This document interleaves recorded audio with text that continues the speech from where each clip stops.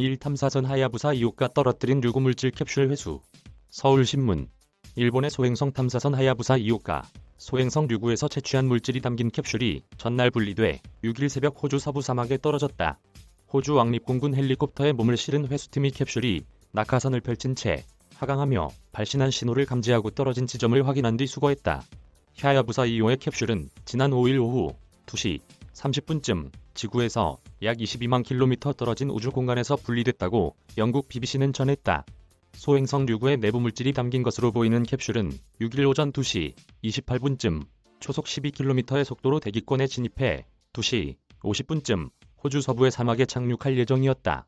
고도 10km에서 낙하산이 펴져 캡슐은 천천히 낙하하고 위치를 알리는 전파도 발신했는데 일본 우주항공연구개발기구가 호주 왕립공군과 협력해 헬리콥터를 보낸 것이다. 4시 47분쯤 사우스 오스트레일리아주의 우메라에서 캡슐과 낙하산을 발견했다고 방송은 전했다. 캡슐의 크기는 40cm에 20cm, 무게는 16kg밖에 안 돼 육안으로는 찾기 어렵고 헬리콥터에 실린 안테나로 발신 신호를 감지해 접근한다. 캡슐은 대기권 진입하는 과정에 섭씨 3000도의 열을 받아 밖에 빛나 육안으로도 관찰할 수 있었다. 일본의 두 번째 소행성 탐사선 하야부사 2호는 2014년 12월 3일 JAXA와 미쓰비시 중공업이 공동 개발한 로켓 H2A에 실려 발사됐다. 하야부사는 조류매를 가리키는 일본어다.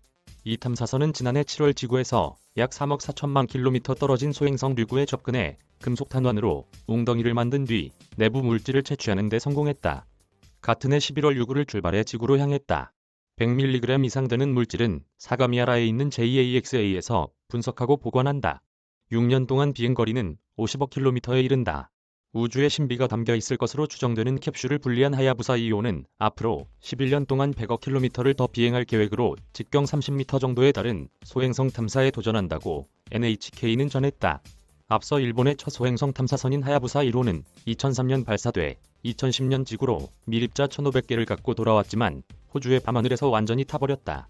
북아일랜드 벨파스트의 퀸스 대학 앨런 비츠 시몬스 교수는 우리 태양계의 역사뿐만 아니라 특정한 물질에 대해 엄청난 양의 비밀을 드러낼 것이라고 기대했다.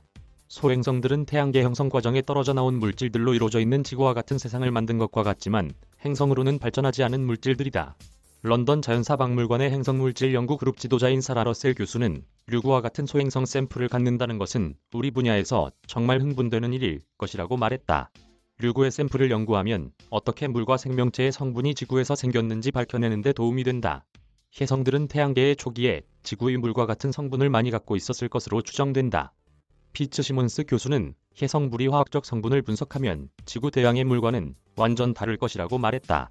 오히려 태양계 밖에 있는 몇몇 소행성들의 물 성분이 지구 것에 훨씬 가까울 것으로 보이는데 류구가 아마도 지금의 지구에 가까운 궤도로 들어오기 전에 이렇게 차가운 지대에서 뭉쳐지기 시작했을 것으로 보인다는 얘기다. 임병선 평화연구소 사무국장 이메일 주소. 저작권자 서울신문사.